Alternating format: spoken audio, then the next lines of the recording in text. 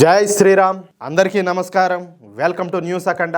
నేను మీ కస్తూరి శ్రీధర్. మిత్రులారా, మీరు గమనించినారో లేదో, ఈ మధ్యన ముస్లిం మతం నుంచి అనేక మంది మేధావులంతా కూడా బయటకు వస్తున్నారు. వాళ్ళు ముస్లిం మతాన్ని వేయడమే కాకుండా మన హిందూ మతం పట్ల ఆకర్షితులయ్యి మన సనాతన ధర్మాన్ని స్వీకరిస్తున్నారు.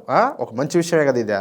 బయటకు తెలియడం లేదు కానీ మన దేశంలో చాలా చోట్ల ఇలాంటి సంఘటనలన్నీ కూడా జరుగుతున్నాయి. అయితే ఈ మతం మారినటువంటి మేధావులు తమను ఇస్లామిక్ ఛాందస్వాదులో ఎక్కడ హత్యలు చేస్తారు అని చెప్పేసి ఈ విషయాలన్నీ కూడా బయట పెట్టడంలే. కానీ కొంతమంది సామాజిక స్పృహ ఉండేవాళ్ళు ఈ ముస్లిం మతం నుంచి బయటకు వచ్చి ముస్లిం మతంలోని లోపాల గురించి ప్రజలకు అర్థమయ్యే విధంగా స్పష్టంగా చెబుతున్నారు.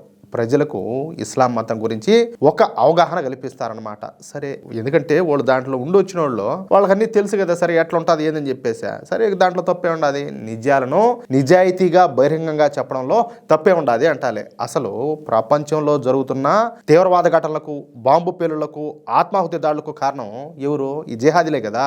నేను ఇక్కడ మొత్తం ముస్లింలందరినీ కూడా అనడంలా. ఎందుకంటే మన దేశంలో ఆర్మీలో పనిచేసే వాళ్ళు ముస్లింలు ఉన్నారు. అదేవిధంగా ఇప్పుడు జమ్మూ కాశ్మీర్ తీసుకోండి, తీవ్రవాదులతో పోరాటం చేస్తా ఎంతో మంది పోలీసులు అమరులైనారు. అక్కడ వాళ్ళు కూడా ముస్లింలే. ఇక్కడ ముస్లింలందరినీ నేను తీవ్రవాదులు అనడంలే. కానీ వీళ్ళలో చాలా మంది రాడికల్ భావజాలాన్ని కలిగి ఉండారనమాట. వాళ్ళలో జిహాదీలు ఉన్నారు, తీవ్రవాదులు కూడా ఉన్నారు. క్లారిటీ ఉండదా? అది విషయం. అయితే అందుకే సృజనాత్మకత కలిగి మన దేశ చరిత్ర మీద అవగాహన కలిగి ఉన్నటువంటి ముస్లిం మతంలోని మేధావులు ఇమీడియట్ గా ముస్లిం మతాన్ని వదిలేసి హిందూ మతంలోకి ప్రవేశిస్తున్నారు. అలాగే వాళ్ళ జీవితాలను ధన్యం చేసుకుంటున్నారు. అటువంటి వాళ్ళలో కీలకమైన వ్యక్తి సలీం వాస్తి. ముస్లిం మతాన్ని వదిలిపెట్టి ఆ మతంలోని లోపాలను విశ్లేషించే వాళ్ళలో ఈ సలీం వాస్తి కూడా ఒకరన్నమాట. ఈయన ఉత్తరప్రదేశ్లో చాలా ఫేమస్ పర్సన్. ఈ సలీం వాస్తి అనే వ్యక్తి ఒక మాజీ ముస్లిం కార్యకర్త. ఇస్లాం మతంలోని విషయాలను సోషల్ మీడియా వేదికగా విశ్లేషించడం అలాగే విమర్శించడంలో ఈయన బాగా ఫేమస్ అయినాడనమాట. ఆయన ఒక సామాజిక కార్యకర్త, అలాగే యూట్యూబర్గా అందరికీ పరిచయమే.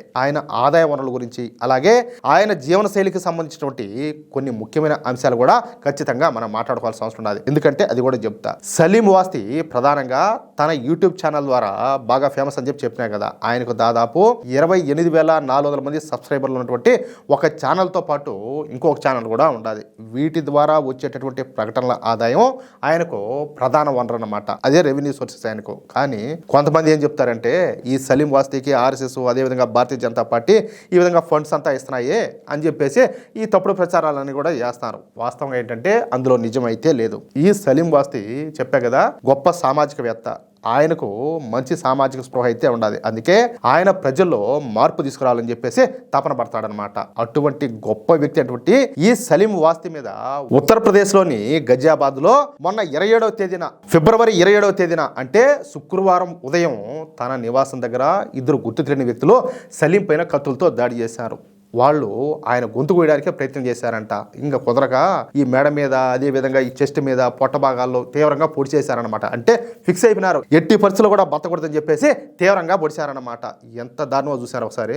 ఆయన నిజాలు చెప్తున్నారని చెప్పి ఆయన గొంతు కోయడానికి ప్రయత్నం చేశారంటే ఈ జిహాదీగాలను ఏమన్నాలో మీరే ఒకసారి ఆలోచించండి. దీంతో దాడి జరిగిన వెంటనే ఆయన్ను ఢిల్లీలోని జీటీబీ ఆసుపత్రికి తరలించారు. ఆయన పరిస్థితి విషమంగా ఉన్నదని వైద్యులు అత్యవసర చికిత్స అందిస్తారని చెప్పేసి వార్తలు అయితే వస్తున్నాయి. ఇక ఉత్తరప్రదేశ్ పోలీసులు ఈ విషయం పైన వేగంగా ఇన్వెస్టిగేషన్ చేయడం మొదలుపెట్టినారు. ఈ హత్యాయత్నం చేసింది ఇద్దరు జిహాదీలు అని చెప్పేసి పోలీసులు ఒక నిర్ధారణకైతే వచ్చారు. అందుకు తగ్గ సాక్ష్యాలను కూడా వాళ్ళైతే సేకరించారు. ఇక ఆ జిహాదీలో ఒకడు జీషాన్.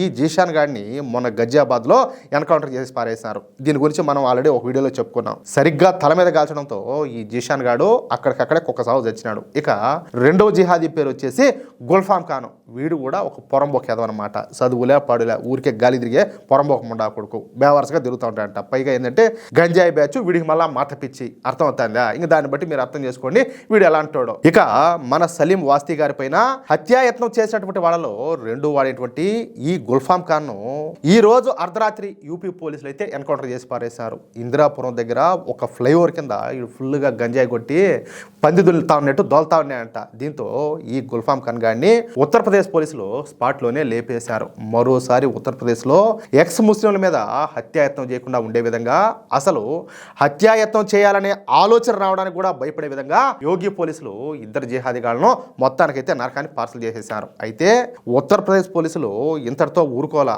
అసలు ఈ ఇద్దరు జిహాదీల వెనక ఎవరు ఉన్నారన్న విషయం పైన ఇప్పుడు ఇన్వెస్టిగేషన్ చేస్తారంట. వాళ్ళ కాల్ రికార్డులతో పాటు కొందరు రాజకీయ నాయకులు కూడా యోగి పోలీసులు విచారణ అయితే చేస్తున్నారు. ఒక్కొక్కరి తాట తీసి వదులుతారంట. అది విషయం అయితే మిత్రులారా, ఒక విషయం మాత్రం పక్క, యోగి రాజ్యంలో తప్పు చేస్తే శిక్ష తప్పదు. అది ఎన్కౌంటర్ రూపంలో అయినా సరే, లేకపోతే ఇంకొక రూపంలో అయినా సరే. నిజాలు చెప్పేటటువంటి గొంతును గోయాలని చెప్పి చూస్తే ఆ దుర్మార్గుల తల్లైతే ఖచ్చితంగా ఎగిరిపోతాయని చెప్పేసి యూపీ పోలీసులు మరోసారి నిరూపించారు. సామాజిక మార్పు కోసం నిలబడేటటువంటి సలీం వాస్తీ లాంటి వ్యక్తులకు అండగా ఉండాల్సిన బాధ్యత ప్రతి ఒక్కరి మీద ఉండాలి. మత పిచ్చితో రెచ్చిపోయేటటువంటి జిహాదీలకు ఈ ఎన్కౌంటర్ అనేది చెప్పాలంటే ఒక గట్టి హెచ్చరిక.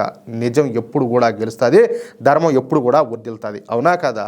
ఈ వీడియో కనుక మీకు నచ్చినట్లయితే వెంటనే లైక్ చేయండి. అలాగే ఈ వీడియోను నలుగురికి షేర్ చేయండి. ఇలాంటి మరిన్ని సంచలన వార్తలు అలాగే నిజాయితీ గల విశ్లేషణ కోసం మన న్యూస్ అఖండ ఛానల్ని ఇప్పుడే సబ్స్క్రైబ్ చేసుకోండి. జై శ్రీరామ్, జై హింద్, భారత్ మాతాకి జై.